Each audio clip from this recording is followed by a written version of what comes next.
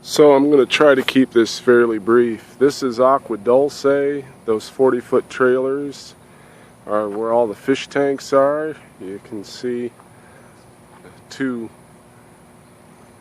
greenhouses. I'll show you the beds in a minute. Workshop, seating area, bunkhouse, garden surrounding the bunkhouse, compass garden in the back, shaded area, parking, education building, show you that in a minute. And you can see the adjacent property in the background there off in the distance a little bit.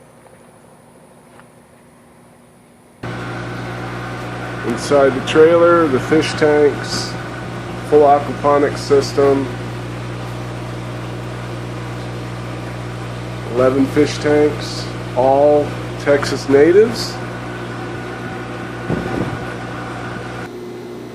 Inside the greenhouse, all the grow beds, a lot of them seeded, a lot of them needed to be seeded. You can see the swamp cooler at the end. First priorities here is that shade cloth has failed. We need to get it back up. We're going to put it inside. And these are reactor style vermiculture system. Each one of these capable of eating about a pound of greenhouse waste and producing just about a pound of castings out of that, a little bit less, in a very short period of time. And we're composting the Q plugs used in the system. Small greenhouse. You can see hidden in there is a little tiny house. And right there is the Ed building. Nice slope to it, lots of light. A little warm during the daytime. This is the other set of beds, and you can see the seedling area that needs to be converted. You can see that we've got available space to expand on growing. We've got elements to put together other tanks. We're going to do an off-grid tank down the way. Eventually all the food waste, all of the farm waste will go through this composting system to make castings that will then be used to fertilize the plants. And as we start to generate more and more worms, eventually the worms will be turned into a feed for the fish as we expand and get more fish and more varieties of fish. Different system. These are all based on Edwards reactors, vermiculture reactors, or I think there's also an Oregon-based model called Oscar that might be the same type. Building all our stands and stuff, do a lot of upcycling here. Bike cart being converted into a garden cart.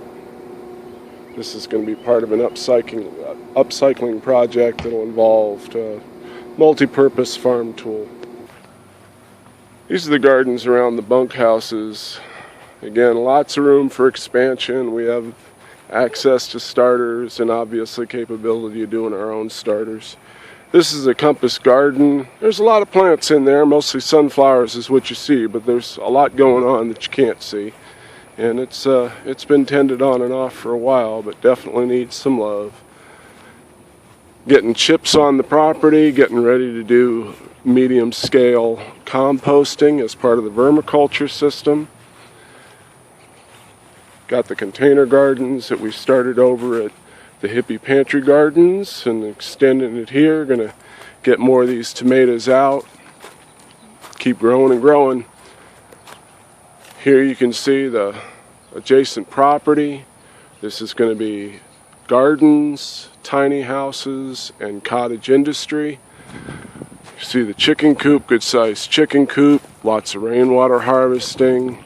There's a seep well here. The rainwater harvesting itself has not been put in place other than the availability of the seep well and putting that in tanks for holding.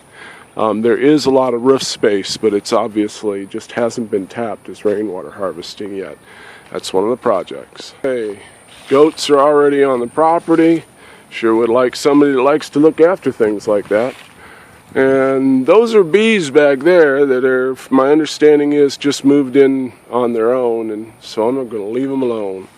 This is the ed building right here. By that I mean education building.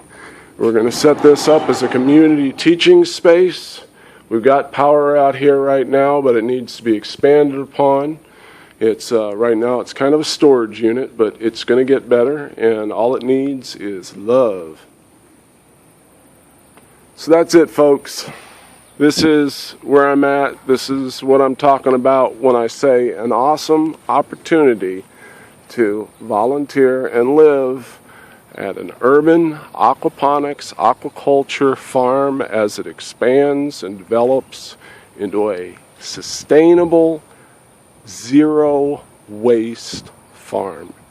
I believe, and there are examples of systems like this, that we can produce as much food on this space as the local CSAs are doing on 200 acres.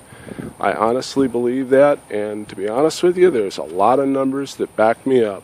What I'm looking for is other people that can believe in that dream and are enthusiastic enough to come and work real hard, pretty much for bupkis, just a bunk. Let me know if this sounds like your kind of thing.